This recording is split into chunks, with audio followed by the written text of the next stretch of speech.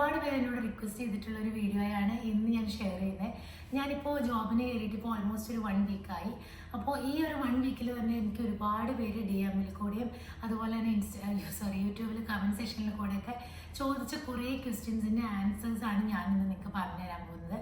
And നമുക്ക് ഓരോ ക്വസ്റ്റ്യൻസും 1 by 1 ആയിട്ട് നോക്കുന്നതിനേക്കാൾ ബെറ്ററായിട്ട് എനിക്ക് തോന്നിയത് കുറേ പേര് ചോദിച്ചിട്ടുള്ള സിമിലർ ക്വസ്റ്റ്യൻസ് ആണ്. പിന്നെ ഇതിൻ്റെയൊക്കെ ഒരു കൺക്ലൂഷൻ പോലെ നമ്മളുടെ ഒരു സ്റ്റാർട്ട് ടു എൻഡ് വരെ എങ്ങനെയാണ് കറക്റ്റ് പ്രൊസീജിയേഴ്സ്, എങ്ങനെയാണ് എൻ്റെ എഡ്യൂക്കേഷണൽ ക്വാളിഫിക്കേഷൻസ്, എക്സ്പീരിയൻസ്, അതുപോലെ ഇവിടുത്തെ വർക്ക് ചെയ്യുന്നതിൻ്റെ ക്രൈറ്റീരിയാസ്, അതൊക്കെ ഞാൻ എന്തായാലും ഈ വീഡിയോയിൽ കംപ്ലീറ്റ് ആയിട്ട് ഇൻക്ലൂഡ് ചെയ്യുന്നുണ്ട്. അപ്പോൾ നിങ്ങൾ സ്കിപ്പ് ചെയ്യാണ്ട് ഇന്ന് കാണാൻ ശ്രമിക്കുക. ഇപ്പം ഞാൻ കുറേ വീഡിയോസിലായി പറയുന്നത് ഞങ്ങൾ UAE അല്ല, ദുബായ് ഒന്നും അല്ല, ഞങ്ങൾ ബഹ്റൈനിലാണ്.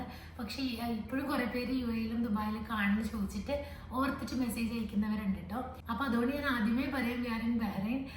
പിന്നെ ഞാൻ പഠിച്ചതിൻ്റെ കാര്യങ്ങളായാലും എൻ്റെ ജോബിൻ്റെ കാര്യങ്ങളായാലും എനിക്ക് തോന്നുന്നു ക്വൈറ്റ് സിമിലർ ആയിട്ട് തോന്നുന്നു മറ്റു രാജ്യങ്ങളൊക്കെ വെച്ചിട്ട്. അപ്പോൾ നിങ്ങൾക്ക് എല്ലാവർക്കും ഇത് ഹെൽപ്ഫുൾ ആവുമെന്നാണ് എനിക്ക് തോന്നുന്നത്. So without any further do let's get started. ഇപ്പോൾ കുറേ നാളെ ഇങ്ങനെ ഇരുന്നൊന്ന് സംസാരിച്ചിട്ടുള്ള വ്ളോഗ് ചെയ്തിട്ട്, അപ്പോൾ അതുകൊണ്ട് തന്നെ എന്തെങ്കിലുമൊക്കെ പ്രശ്നങ്ങളുണ്ടെങ്കിൽ പ്ലീസ് ഫോർഗീവ് മീ. ഞാൻ ആദ്യമേ സ്റ്റാർട്ട് ചെയ്യുന്നത് എൻ്റെ 10th കഴിഞ്ഞിട്ടുള്ള ജേർണിയാണ്.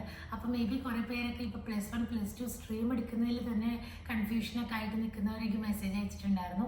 സോ അപ്പോൾ അവരിൽ നിന്ന് തന്നെ നമുക്ക് തുടങ്ങാം. അപ്പോൾ ഞാൻ എൻ്റെ 10th കഴിഞ്ഞിട്ട് +1 +2 ബയോളജി സയൻസ് ആയിരുന്നു പഠിച്ചിട്ടുണ്ടായിരുന്നത്. ഞാൻ ബയോളജി സയൻസ് എടുത്തതിൻ്റെ ഒരു മെയിൻ റീസൺ എന്ന് പറഞ്ഞു കഴിഞ്ഞാൽ, ഈവൻ നമ്മൾക്ക് +1 +2 കഴിഞ്ഞാൽ തന്നെ നമ്മൾക്ക് ഏതൊരു കരിയറും ചൂസ് ചെയ്യാനുള്ള ഒരു ഓപ്ഷൻ ഈ ബയോളജി സയൻസിൽ നമുക്ക് കിട്ടുന്നുണ്ട്. അപ്പോൾ അതുകൊണ്ട് മെയിനായിട്ട് ഞാൻ അതെടുത്തത്. പിന്നെ ഞാനൊക്കെ പഠിക്കുന്ന ടൈമിൽ എന്ന് പറയുമ്പോൾ കൊമേഴ്സ് ബാക്ക്ഗ്രൗണ്ടിലേക്ക് പോവുക എന്ന് പറയുന്നത് എനിക്ക് ഭയങ്കര പേടിയുള്ള കാര്യമായിരുന്നു. കാരണം സയൻസ് എന്ന് പറയുന്നത് നമുക്കറിയാം it's A difficult thing. But commerce എന്ന് പറയുമ്പോൾ കംപ്ലീറ്റ്ലി ഇത്ര നാൾ പഠിക്കാത്ത ഒരു സ്ട്രീമിലേക്ക്, കാരണം ഈ അക്കൗണ്ടിങ് അങ്ങനത്തെ ഒക്കെ സംഭവങ്ങൾ എനിക്ക് തലയിൽ കയറില്ല. അപ്പോൾ അതുകൊണ്ടും കൂടിയാണ് ഞാൻ സയൻസ് എടുത്തത്. But it was A best decision for me. കാരണം എനിക്കിപ്പോഴും മേ ബി എനിക്ക് ഈ കൊമേഴ്സ് ഒന്നും എൻ്റെ തലയിൽ കയറില്ലാത്തതുകൊണ്ട് മേ ബി എനിക്കത് രജിസ്റ്റർ ചെയ്യാൻ ബുദ്ധിമുട്ടായിരുന്നിരിക്കാം. അപ്പോൾ ഞാൻ ചിലപ്പോൾ ഈ ഒരു കരിയർ പോലും എനിക്ക് ചൂസ് ചെയ്യാൻ പറ്റില്ലാണ്ട് വരുമായിരുന്നു. സോ എന്തായാലും ഞാൻ ചൂസ് ചെയ്തത് ബയോളജി സയൻസ് ആയിരുന്നു. ഞാൻ പറയാൻ പോകുന്നത് ഞാനിപ്പോൾ ചെയ്യുന്ന ജോബ് എന്താണെന്ന്. അപ്പോൾ ഈ ജോബിലേക്ക് ഞാൻ എത്താൻ വേണ്ടിയിട്ട് +2 കഴിഞ്ഞിട്ട് ഞാൻ ചെയ്ത കാര്യങ്ങളും ഡീറ്റെയിൽസ് ആയിട്ട് ഞാൻ അടുത്ത സെഷനിൽ പറയാം. കറന്റ് ഞാനിവിടെ വർക്ക് ചെയ്യുന്നത് ഡയാലിസിസ് ടെക്നീഷ്യനായിട്ടാണ്.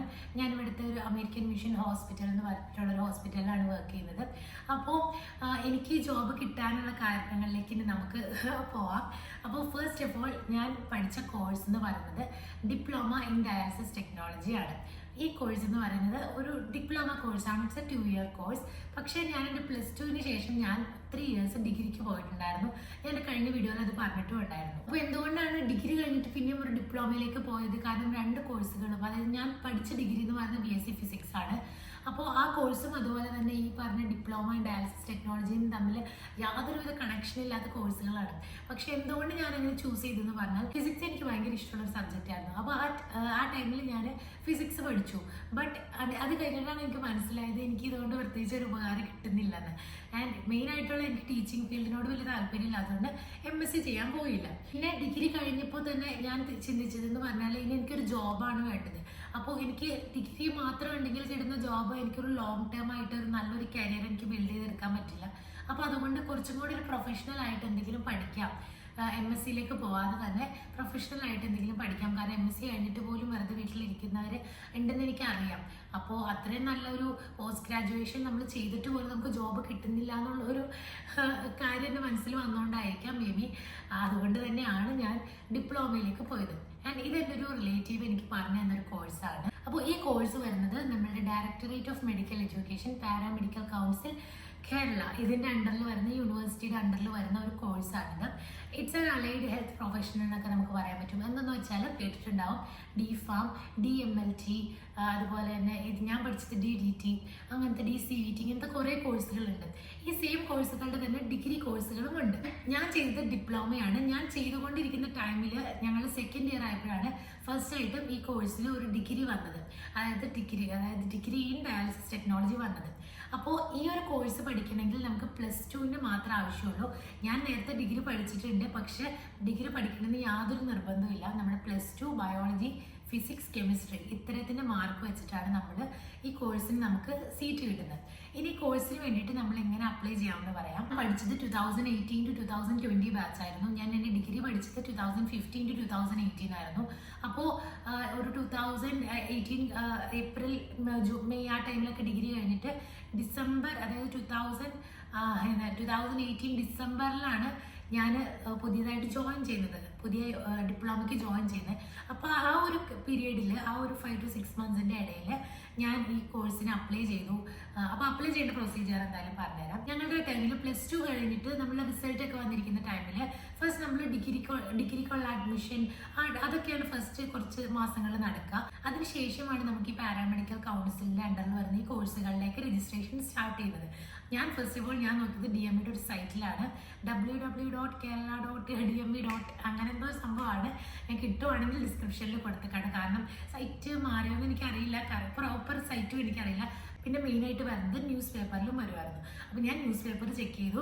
അതുപോലെ തന്നെ ഈ സൈറ്റിലും ജസ്റ്റ് DMEയുടെ സൈറ്റ് ചെക്ക് ചെയ്ത് കഴിഞ്ഞാൽ നിങ്ങൾക്ക് മനസ്സിലാവും. ഈ 2 കാര്യങ്ങളും ഞാൻ നോക്കിയപ്പോൾ ഏകദേശം ഒരു ഒക്ടോബർ ആ ടൈമിലൊക്കെ ആയപ്പോഴത്തേക്കും ഈ ഒരു കോഴ്സിന് രജിസ്ട്രേഷൻ ചെയ്യാനുള്ള ടൈം ആയിട്ടുണ്ടെന്ന് പറഞ്ഞു. ഇത് ഡിഗ്രി അല്ല, ഡിപ്ലോമയുടെ കോഴ്സുകൾക്ക്. ഇതിൻ്റെയൊക്കെ തന്നെ ഡിഗ്രി ഉണ്ടെന്ന് ഞാൻ പറഞ്ഞു. പക്ഷെ ഞാൻ പഠിച്ച സമയത്ത് ഡിപ്ലോമ ഉള്ളായിരുന്നു. സോ ഡിപ്ലോമയിലേക്ക് രജിസ്റ്റർ ചെയ്യാനുള്ള ടൈം ആയിട്ടുണ്ടെന്ന് പറഞ്ഞു. സോ ഞാൻ നേരെ അക്ഷയയിൽ പോയി അവിടെ ഇത് രജിസ്റ്റർ ചെയ്യണം എന്ന് പറഞ്ഞു. അപ്പോൾ വേണ്ട സർട്ടിഫിക്കറ്റുകളും കാര്യങ്ങളും, പിന്നെ നമ്മൾക്ക് ഈ പഞ്ചായത്തിൻ്റെയൊക്കെ എന്തോ പേപ്പേഴ്സ് അങ്ങനത്തെ ഒരു സംഭവങ്ങളുണ്ട് ഈ മെഡിക്കൽ ഫീൽഡിലേക്ക് നോക്കുമ്പോൾ. അങ്ങനെ കുറച്ച് പേപ്പേഴ്സൊക്കെ റെഡിയാക്കി ഞാൻ സബ്മിറ്റ് ചെയ്തു. സബ്മിറ്റ് ചെയ്തതിന് ശേഷം അവർ ആദ്യം ചെയ്യുന്നത് ഒരു റാങ്ക് ലിസ്റ്റ് പബ്ലിഷ് ചെയ്യാന്നുള്ളതാണ്. ഞാൻ എൻ്റെ പഠിച്ച സമയത്തുള്ള കാര്യങ്ങളാണ് പറഞ്ഞിരുന്നത്. മേ ബി ചെറിയ ചെറിയ ചേഞ്ചസ് ഒക്കെ ഇപ്പോൾ വന്നിട്ടുണ്ടാകും. അപ്പോൾ ഞാനത് ശ്രദ്ധിക്കാത്തതുകൊണ്ട് തന്നെ എനിക്ക് കറക്റ്റായിട്ട് അറിയില്ല. ബട്ട് ഞങ്ങളുടെ സമയത്ത് എന്ന് പറഞ്ഞാൽ ഒരു റാങ്ക് ലിസ്റ്റ് പബ്ലിഷ് ചെയ്യും. നമ്മളുടെ ഈ ഫിസിക്സ്, കെമിസ്ട്രി, ബയോളജി ഈ ഒരു 3 സബ്ജക്റ്റിൻ്റെ ബേസിലാണ് നമ്മൾക്കൊരു റാങ്ക് ലിസ്റ്റ് പബ്ലിഷ് ചെയ്യുന്നത്. ആ റാങ്ക് ലിസ്റ്റിൽ എനിക്കുണ്ടായിരുന്ന റാങ്ക് എന്ന് പറയുന്നത് 400 സംതിങ് ഒരു റാങ്ക് ആയിരുന്നു. ബട്ട് മുസ്ലിം കോട്ട എന്ന് പറഞ്ഞിട്ട് ഒരു അഡീഷണൽ ഒരു കാറ്റഗറിയിൽ എനിക്ക് 200 സംതിങ് ഓർ 300 സംതിങ് ആയിട്ടുള്ളൊരു റാങ്ക് ഉണ്ടായിരുന്നു. പഠിച്ച ടൈമിൽ പ്രൈവറ്റ് കോളേജസിൽ വാങ്ങിക്കുന്ന ഫീസ് എന്ന് പറഞ്ഞാൽ 75,000 ഒക്കെ ആയിരുന്നു. ഇപ്പം അത് മോർ ദാൻ 1 lakh ആ ഒരു റേഞ്ചിലൊക്കെ ആയിട്ടുണ്ടെന്ന് ഞാൻ കേട്ടു. കറക്റ്റ് അറിയില്ല. പക്ഷെ എന്നാലും നമ്മളൊരു റാങ്ക് ലിസ്റ്റ് വരുമ്പോൾ നമ്മൾക്ക് ഏകദേശം നമ്മൾ എവിടെ നമ്മളുടെ ഒരു റാങ്ക് നമുക്ക് അതിൽ നിന്ന് മനസ്സിലാവുമല്ലോ. നമ്മൾ എത്രത്തോളം ഹയർ റാങ്കിലാണ് നിൽക്കുന്നതെന്നൊക്കെ നമുക്ക് മനസ്സിലാവും. ബട്ട് ഞാൻ പറയാനില്ല, ഞാൻ തീരെ കോൺഫിഡൻസ് ഉണ്ടായിരുന്നില്ല കേട്ടോ എനിക്ക്. കാരണം ഞാൻ വിചാരിച്ചത് എനിക്ക് എന്തായാലും ഒരു പ്രൈവറ്റ് ആയിട്ടുള്ള ഒരു കോളേജിലായിരിക്കും കിട്ടുക. കാരണം എനിക്ക് ഒരു 84-85% ആയിരുന്നു അന്ന് +2ലുള്ള മാർക്ക്. പക്ഷെ 90 above ഒക്കെ ഉള്ളവർ എത്ര പേരുണ്ടാവും. സോ അവർക്കൊക്കെ ആയിരിക്കും മേ ബി കിട്ടുള്ളൂ എന്ന് വിചാരിച്ചു. പക്ഷേ ഞാൻ എന്ത് ചെയ്തു, ഈ റാങ്ക് ലിസ്റ്റ് വന്നതിന് ശേഷം നമ്മൾക്ക് ഓപ്ഷൻ രജിസ്റ്റർ ചെയ്യാനുള്ള സമയമായി. അപ്പോൾ ഞാൻ ഫസ്റ്റ് ഓഫ് ഓൾ ഞാൻ എല്ലാ മെഡിക്കൽ കോളേജുകളിലും വെച്ചത് ശരിക്കും എനിക്ക് ഭയങ്കര ഇഷ്ടമുള്ളൊരു കോഴ്സ് എന്ന് പറയുന്നത് കാർഡിയോവാസ്കുലർ ടെക്നോളജി ആയിരുന്നു. പക്ഷെ ആ ജോബ് ഞാൻ എടുക്കാതെ നന്നായി. കാരണം അതിന് തീരെ സ്കോപ്പ് ഉണ്ടായിരുന്നില്ല കേട്ടോ ഇവിടെ പുറത്തൊന്നും. നാട്ടിലെങ്ങനെയാണെന്ന് എനിക്ക് കറക്റ്റ് അറിയില്ല. അപ്പോൾ DCVT എന്ന് പറഞ്ഞിട്ടൊരു കോഴ്സായിരുന്നു. അതിന് തന്നെ BSc ഉണ്ടായിരുന്നു കേട്ടോ. പക്ഷേ BSc വീണ്ടും ഒരു BScന് ശേഷം വീണ്ടും BSc പഠിച്ച സമയം കളയാനൊന്നും എനിക്കില്ലാത്തതുകൊണ്ട് ഞാൻ അതിൻ്റെ BSc ഒന്നും അതിലേക്കൊന്നും നോക്കില്ല. ഡിപ്ലോമ തന്നെ ചെയ്യാമെന്ന് വിചാരിച്ചു. അപ്പോൾ ഞാൻ ഈ പറയുന്നതും ഡിപ്ലോമയുടെ കേസാണ് കേട്ടോ, ഫുള്ളി പറയുന്നതും.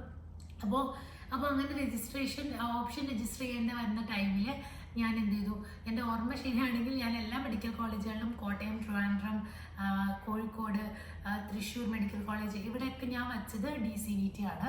ഉള്ളിടത്തൊക്കെ അത് വെച്ചു. അതിനുശേഷം ഞാൻ വച്ചതാണ് കോട്ടയമാണ് ഞങ്ങൾക്ക് കുറച്ചുകൂടെ നിയർ ബൈ പ്ലേസ് എന്ന് പറയുന്നത്. ഒരു 60 കിലോമീറ്റേഴ്സിനുള്ളിലൊക്കെ കോട്ടയത്തും, ഞങ്ങൾ മൂവാറ്റുപുഴയിലാണുള്ളത് എൻ്റെ വീട്. അപ്പോൾ ഞാൻ പിന്നെ വെച്ചത് കോട്ടയത്ത് ഡയാലിസിസ് ടെക്നോളജിയാണ്. ഈവൻ എന്താണ് ഡയാലിസിസ് എന്ന് പോലും കറക്റ്റ് അറിയാണ്ടാണ് ഈ ഒരു കോഴ്സ് വെച്ചത്. എനിക്ക് കിട്ടുമെന്നോ ഒന്നൊരു പ്രതീക്ഷയില്ല. എൻ്റെ അടിയിലേക്കായിട്ട് എറണാകുളത്തുള്ള വേറെ കുറച്ച് കോളേജുകളൊക്കെ ഇങ്ങനെ വെച്ചു, പ്രൈവറ്റ് കോളേജുകളൊക്കെ വെച്ചു. അപ്പോൾ എൻ്റെ മനസ്സിൽ എന്തായാലും ഒരു പ്രൈവറ്റ് കോളേജാണ് കിട്ടുള്ളൂ. കാരണം മേ ബി എനിക്ക് തന്നെ എന്നിലെ ഒരു കോൺഫിഡൻസ് ഉണ്ടായിരുന്നില്ല കേട്ടോ. അങ്ങനെ ഓപ്ഷനൊക്കെ രജിസ്റ്റർ ചെയ്ത് കുറച്ച് ദിവസം കഴിഞ്ഞപ്പോൾ നമ്മുടെ ട്രയൽ അലോട്ട്മെൻറ്റ് വന്നു. ട്രയലിൽ എനിക്ക് വന്നത് കോട്ടയത്ത് ഡയാലിസിസ് ടെക്നോളജിയാണ്. സോ ഞാൻ ഞെട്ടിപ്പോയി. കാരണം ഒരു ഗവൺമെൻറ് മെഡിക്കൽ കോളേജിൽ എനിക്ക് അഡ്മിഷൻ ട്രയലിൽ വന്നു എന്ന് പറഞ്ഞപ്പോൾ I was so happy. Happy.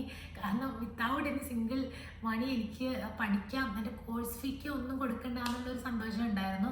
കാരണം ഞാൻ എപ്പോഴും പൈസ കൊടുത്തേ പഠിച്ചിട്ടുള്ളൂ. ഞാൻ ഇങ്ങനെ ചെറുപ്പം തുടങ്ങി ഇങ്ങനെ പഠിക്കുന്ന ടൈമിലൊക്കെ എന്നോട് ഇങ്ങനെ വീട്ടിൽ ഉമ്മക്ക് പറയും, നിനക്ക് വേണ്ടിയിട്ട് പൈസ ചിലവാക്കിയിട്ടേ ഉള്ളൂ. കാരണം സിസ്റ്ററിന് എപ്പോഴും സ്കോളർഷിപ്പൊക്കെ കിട്ടുമായിരുന്നു, പക്ഷേ എനിക്ക് അങ്ങനെയൊന്നും കിട്ടില്ലായിരുന്നു. അപ്പം എപ്പോഴും എന്നോട് പറയും, ഇത്താത്താക്ക് ഒരു +2 ഒരു സ്കോളർഷിപ്പ് കിട്ടിയിട്ട് ഒരു വാഷിംഗ് മെഷീൻ വാങ്ങിച്ചത് എന്നും എനിക്കത് കേൾക്കാനായിരുന്നു നേരം ഉണ്ടായിരുന്നുള്ളൂ. പക്ഷേ ഇത് എന്തോ ഒരു ഇതുപോലെ എനിക്ക് പൈസ കൊടുക്കാണ്ട് പഠിച്ചു എന്ന് പറയില്ല ഞാൻ. കാരണം എനിക്ക് ഹോസ്റ്റൽ ഫീസൊക്കെ വന്നിട്ടുണ്ട്. പക്ഷെ അതല്ലാതെ എൻ്റെ കോഴ്സിന് വേണ്ടിയിട്ട് ഞാനൊരു രൂപ പോലും മുടക്കിയിട്ടില്ല. കാരണം മുടക്കിയ പൈസയൊക്കെ എനിക്ക് തിരിച്ചു കിട്ടിയിട്ടുണ്ട്. അപ്പോൾ അങ്ങനെയൊക്കെ ഒരു കാര്യം കേട്ടപ്പോൾ എനിക്ക് ഭയങ്കര സന്തോഷമായി. ട്രയലിൽ അത് വന്നപ്പോൾ പിന്നെ ഒരു ഓപ്ഷൻ ചേഞ്ച് ചെയ്യാനേ നിന്നില്ല.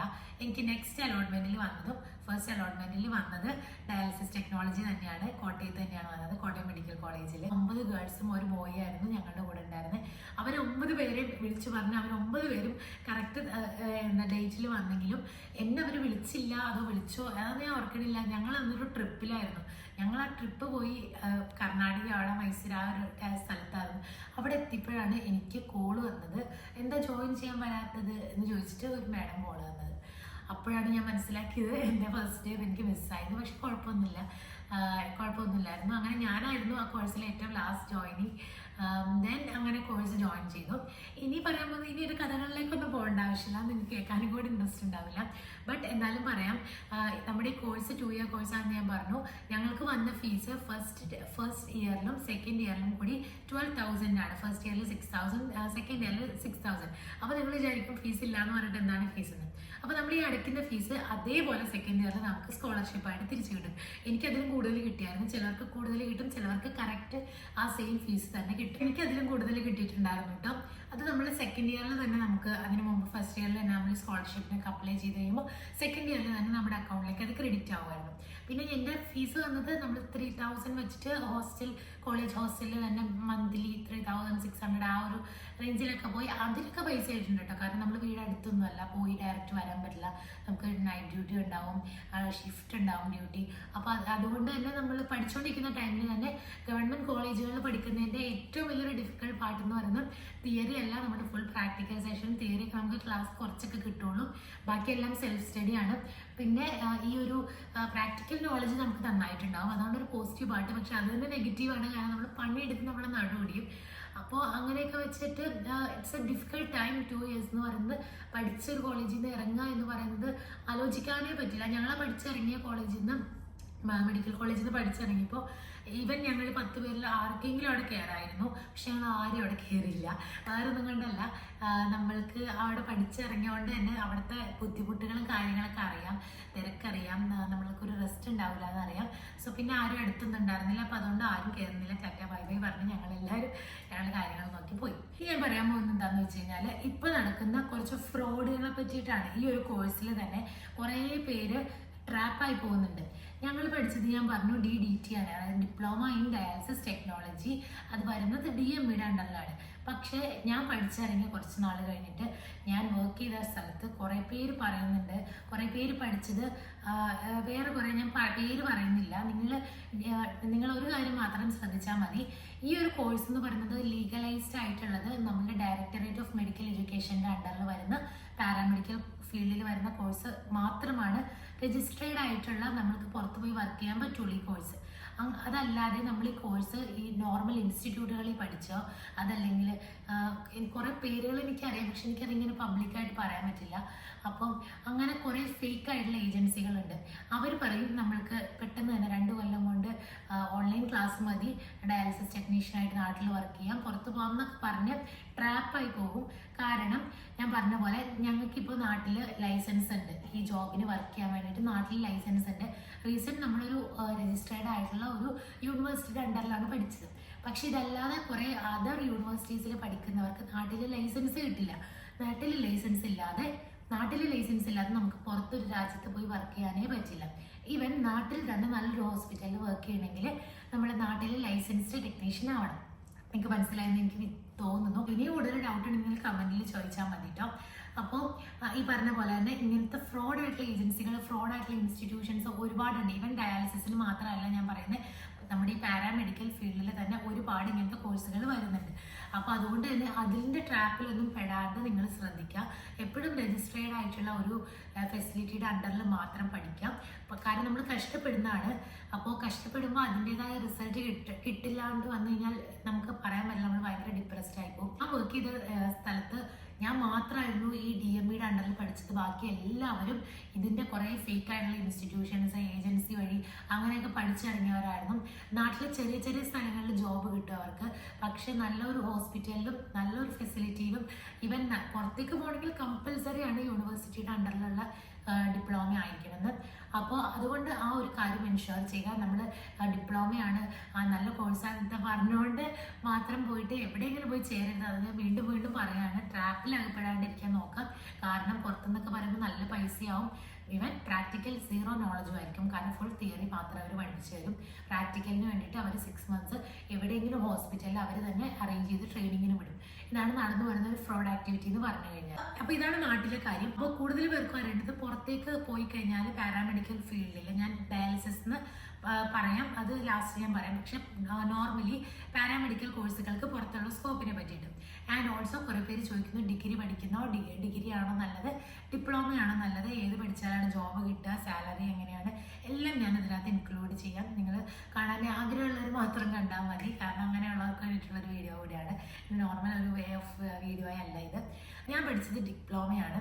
ബട്ട് ഞാനിപ്പോൾ അത്യാവശ്യം നല്ലൊരു ഹോസ്പിറ്റലിൽ ഞാൻ വർക്ക് ചെയ്യുന്നു.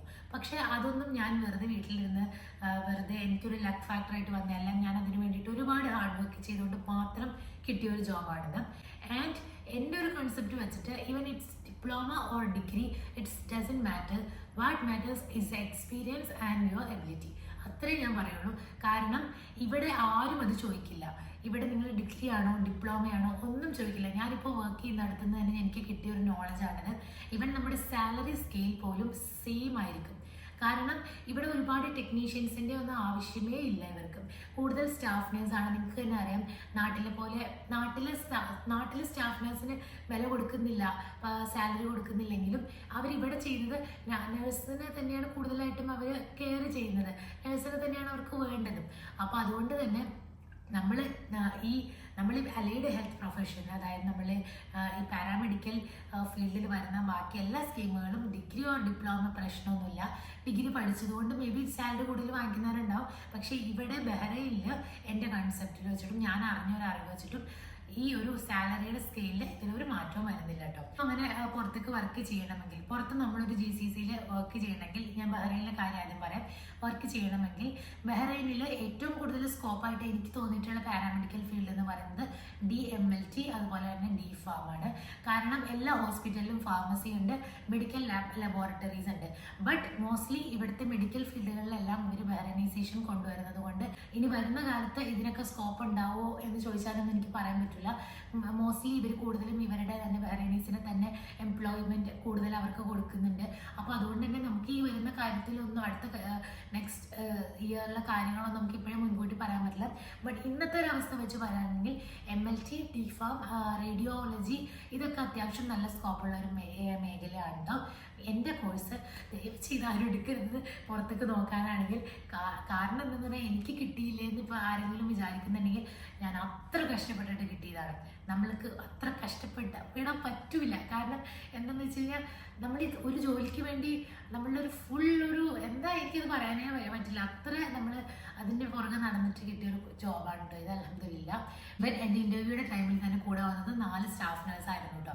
അപ്പോൾ അവരുടെ കൂടെ നിന്നിട്ടാണ് എനിക്ക് കിട്ടിയത്. അത് എന്തുകൊണ്ടാണെന്ന് എനിക്കറിയില്ല. മേ ബി ഇവിടെ വേറെ ടെക്നീഷ്യൻ ഇല്ലാത്തത് കൊണ്ടായിരിക്കും. അപ്പോൾ അതുകൊണ്ട് ഞാൻ എപ്പോഴും പറയും, നാട്ടിൽ വർക്ക് ചെയ്യാൻ മാത്രമാണെങ്കിൽ ഡയാലിസിസ് ഗുഡ് ഓപ്ഷൻ. കാരണം നാട്ടിൽ ഒരുപാട് സെൻറ്റേഴ്സ് ഉണ്ട്, ഹോസ്പിറ്റൽസ് ഉണ്ട്. പക്ഷെ പുറത്തേക്ക് വരാൻ ആണ് എങ്കിൽ, നിങ്ങൾ ഇപ്പോഴും പഠിക്കുന്നില്ല എങ്കിൽ it's better to choose another career, another field. കാരണം ഭയങ്കര ഡിഫിക്കൽട്ടാണ് ജോബ് കിട്ടാൻ. നമ്മൾ ജോബ് കിട്ടുമായിരിക്കുമെന്ന് പ്രതീക്ഷിച്ചിട്ട് നമ്മൾ പഠിക്കുന്നതിനേക്കാൾ ബെറ്റർ നമ്മൾ കിട്ടുമെന്ന് ഉറപ്പുള്ള ഒരു കോഴ്സ് പഠിക്കുന്നതെന്ന് എനിക്ക് പേഴ്സണലി തോന്നുന്നുണ്ട്. അപ്പോൾ അതുകൊണ്ട് നിങ്ങൾ അങ്ങനെ ഒന്ന് നോക്കാം.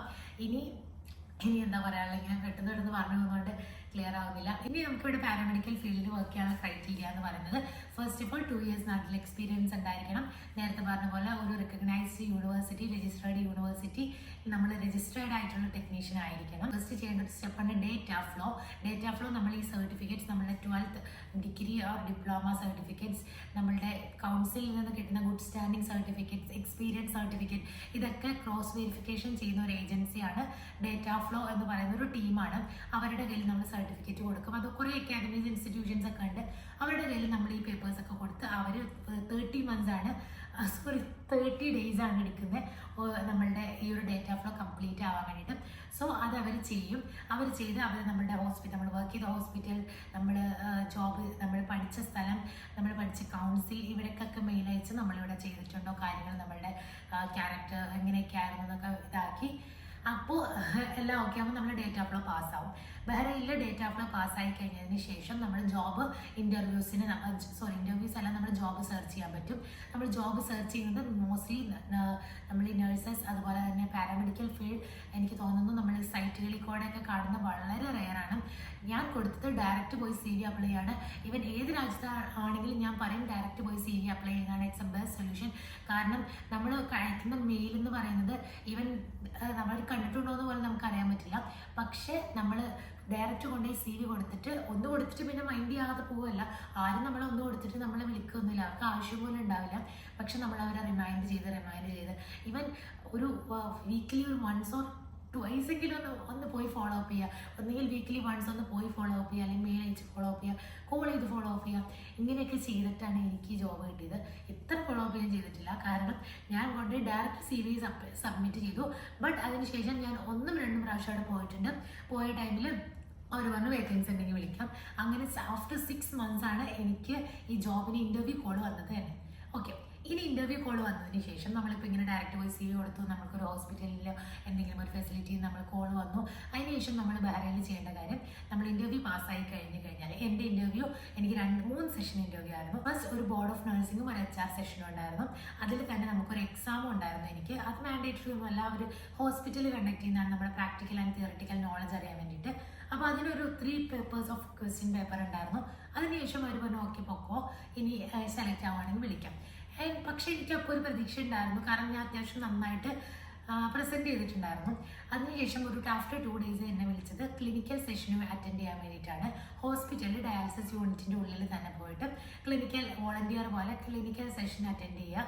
അപ്പോൾ അവർ നമ്മൾക്കൊരു മാർക്ക് ഇടും. അതിൻ്റെ ബേസിൽ ഫർദർ ആയിട്ടുള്ള എംപ്ലോയ്മെൻറ്റ് കാര്യങ്ങളൊക്കെ ചെയ്യാമെന്ന് പറഞ്ഞു. അങ്ങനെ ഒരു 2 days ഓഫ് ക്ലിനിക്കൽ എക്സ്പീരിയൻസ് കഴിഞ്ഞിട്ട് ആഫ്റ്റർ 2 months കഴിഞ്ഞിട്ടാണ് എനിക്ക് കോൾ വന്നത്. ഹോസ്പിറ്റലിൽ നിന്ന് ഞാൻ സെലക്ട് ആയി എന്നുള്ള കോൾ വന്നത്. അതിനുശേഷം ഓഫർ ലെറ്റർ അവർ തരും. ഓഫർ ലെറ്റർ സൈൻ ചെയ്തതിന് ശേഷം ആണ് നമ്മൾ ഇവിടുത്തെ മിനിസ്ട്രി ഓഫ് ഹെൽത്ത് ഉണ്ടല്ലോ, അവിടെ നമ്മുടെ ലൈസൻസ് ചെയ്യണം. ലൈസൻസ് ഇല്ലാതെ നമുക്ക് വർക്ക് ചെയ്യാൻ പറ്റില്ല.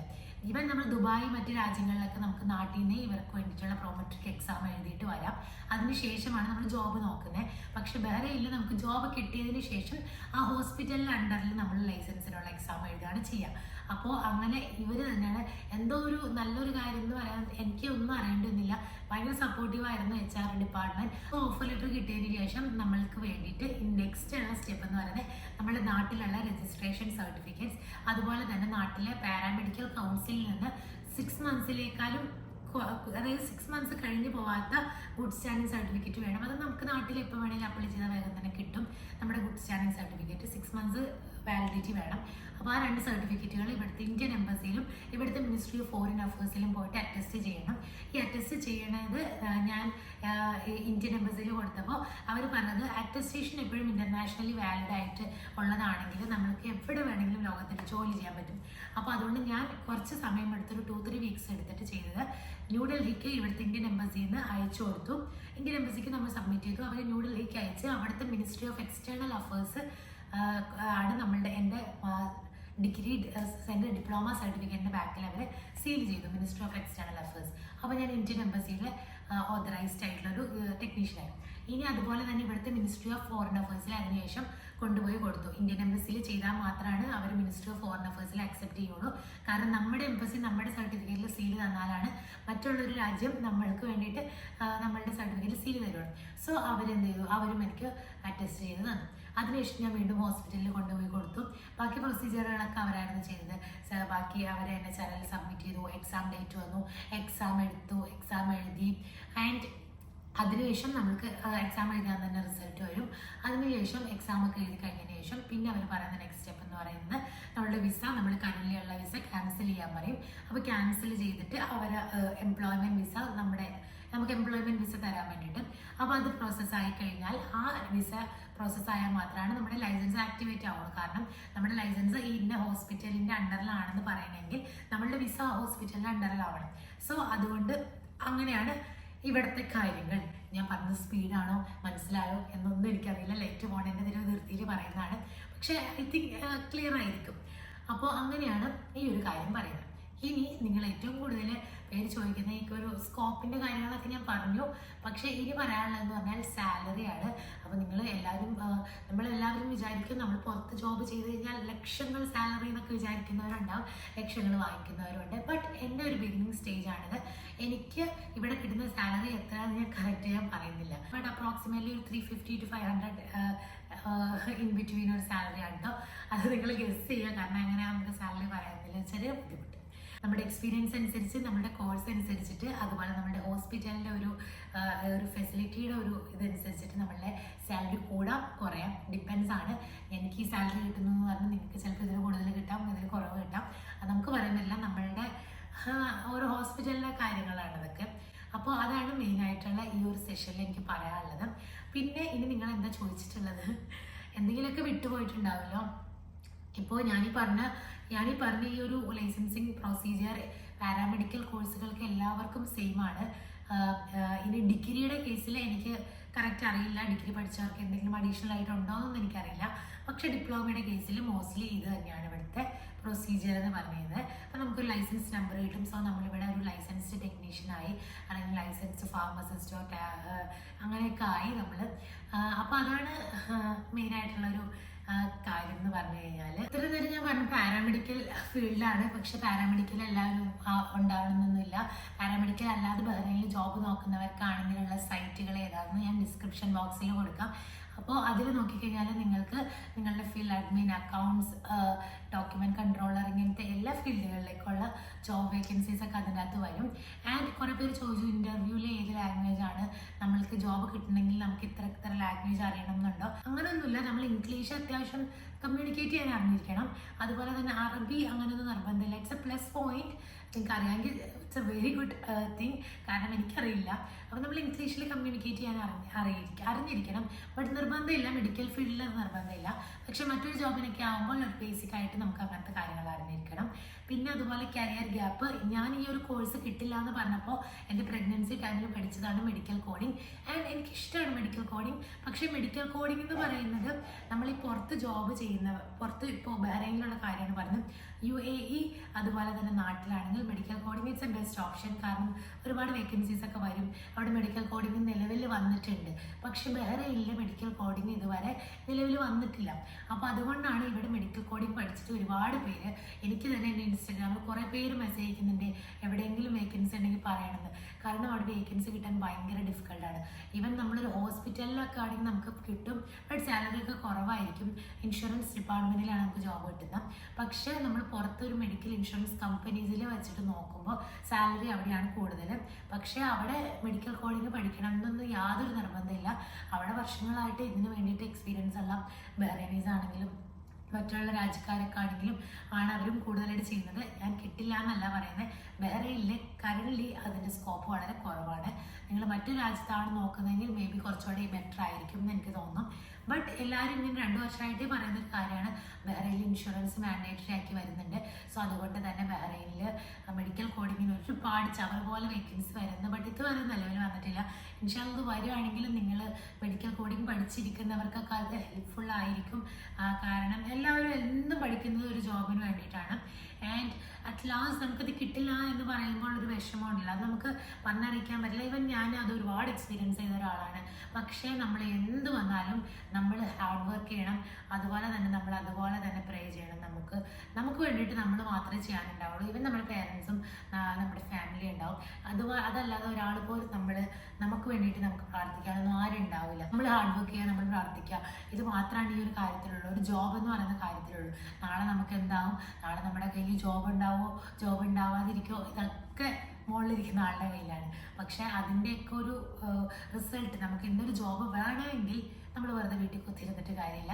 നമ്മൾക്ക് എന്തായാലും നമ്മൾ പുറത്തേക്ക് ഇറങ്ങി ജോബ് നോക്കാം. എല്ലാവരോടും ഞാൻ പറയും, എൻ്റെ എക്സ്പീരിയൻസ് ആണ് ഞാൻ പറയുന്നത്, ഡയറക്റ്റ് പോയി CV അപ്ലൈ ചെയ്താൽ മാത്രമാണ് നമ്മളെ അവർ ഓർക്കുള്ളൂ, നമ്മുടെ ഫേസ് അവർക്ക് ഫെമിലിയർ ആവുള്ളൂ. ഞാൻ തന്നെ ഇവിടെ ഡയറക്റ്റ് CV അപ്ലൈ ചെയ്തതിന് അപ്പോൾ ഹാല ഉണ്ടായിരുന്നു, ആൻഡ് ദേ ലൈക്ക് ഹാല. അപ്പോൾ അവർക്ക് ഹാല എന്നുള്ളൊരു ഫേസ് അവരുടെ മൈൻഡിൽ വന്നു. കാരണം അവർക്ക് ഹാലാനെ കുറച്ചുകൂടി ഇഷ്ടമാണ് അവിടെ ഉള്ളവർക്ക്, HR ഡിപ്പാർട്ട്മെൻറ്റിലുള്ളവർക്ക്. സോ അങ്ങനെ ഒരു ഡയാലിസിസ് യൂണിറ്റിലൊരു വേക്കൻസി വന്നപ്പോൾ ദേ റിമെമ്പർ മീ ത്രൂ ഹാല. അപ്പോൾ അവളെൻ്റെ ഒരു ഏറ്റവും വലിയൊരു പോസിറ്റീവ് ചാമാന്ന് എനിക്ക് പറയാം. കാരണം അവളുള്ളത് കൊണ്ടാണ് അവിടെയുള്ള HR ടീമിലെ ഒരാൾ എന്നോട് പറഞ്ഞാണ്, ഞങ്ങൾ പെട്ടെന്ന് ഹാലനെ ഓർത്തു ഇവിടെ വേക്കൻസി വന്നപ്പോൾ എന്ന് പറഞ്ഞു. കാരണം അവളെ കണ്ട് അവളെ ഇഷ്ടമായി. അപ്പോൾ അവളുടെ മദർ എന്നുള്ള രീതിയിൽ എന്നെ പരിഗണിച്ചതാണ്. അതുകൊണ്ട് അങ്ങനെ കിട്ടി. അപ്പോൾ അത്രേ ഉള്ളൂ. നിങ്ങൾ ജോബ് കിട്ടാതെ നടക്കുന്നവരാണെങ്കിൽ, ഏത് രാജ്യത്താണെങ്കിലും നിങ്ങൾ ട്രൈ ചെയ്യുന്നവരാണെങ്കിൽ, ഏത് ഫീൽഡിലാണെങ്കിലും പറയാനുള്ളത്, ഡോണ്ട് ഗിവ് അപ്പ്. നമ്മൾ ഹാർഡ് വർക്ക് ചെയ്താൽ നമുക്ക് അച്ചീവ് ചെയ്യാൻ പറ്റാത്ത ഒന്നുമില്ല. അതെനിക്ക് ഈ ഒരു 2-3 മാസത്തിൽ തന്നെ കുറേ കാര്യങ്ങളുകൊണ്ട് എനിക്ക് മനസ്സിലായി. നമ്മൾ ചിലപ്പോൾ 1 year 2 year 3 years ഒക്കെ നമ്മൾ ഇതിനോട് ട്രൈ ചെയ്യും, ബട്ട് നെവർ ഗിവ് അപ്പ്. അതാണ് പോളിസി. ഗിവ് അപ്പ് ചെയ്യാതിരിക്കുക. അപ്പോൾ നിങ്ങൾക്ക് ഇന്നത്തെ വീഡിയോ ഹെൽപ്ഫുൾ ആവുമെന്ന് എനിക്ക് തോന്നുന്നു. ഹെൽപ്ഫുൾ ആവുമായിരിക്കില്ലേ? കാരണം ഇനി എന്തെങ്കിലും മിസ് ചെയ്തിട്ടുണ്ടെങ്കിൽ ഇനി നിങ്ങൾ കമൻറ്റ് സെക്ഷനിൽ പറഞ്ഞാൽ മതി. കാരണം ഇതെൻ്റെ സ്റ്റൈൽ ഓഫ് പ്രസൻറ്റിങ് ഒരു വീഡിയോ എങ്ങനെയാവുമെന്ന് എനിക്കറിയില്ല. ബട്ട് എന്തായാലും ഞാൻ പറഞ്ഞു, എൻ്റെ +2 പറഞ്ഞു, ഡിഗ്രി പറഞ്ഞു, ഡിപ്ലോമ കോഴ്സ് പറഞ്ഞു, രജിസ്ട്രേഷൻ ചെയ്യേണ്ടത് പറഞ്ഞു, എക്സ്പീരിയൻസ് പറഞ്ഞു, പുറത്ത് വർക്ക് ചെയ്യണമെങ്കിൽ എന്തൊക്കെ വേണമെന്ന് പറഞ്ഞു. അപ്പോൾ ഓൾമോസ്റ്റ് കംപ്ലീറ്റ് ആയി എന്ന് വിചാരിക്കുന്നു. അപ്പോൾ അത്രേ ഉള്ളൂ ഇന്നത്തെ ഒരു വീഡിയോ. ഇത് നമുക്ക് ഡേ ഇൻ മൈ ലൈഫ് കാണാം കേട്ടോ. എനിക്ക് എൻ്റെ ഡേ ഇൻ മൈ ലൈഫ് ചെയ്യുന്നത് തന്നെയാണ് ഇഷ്ടം. പക്ഷേ ഇത് എന്നെ കൊണ്ട് ഒരാൾക്ക് ഹെൽപ്ഫുൾ ആവുകയാണെങ്കിൽ അത്രത്തോളം എനിക്ക് ഹാപ്പിനെസ് ഉണ്ട്.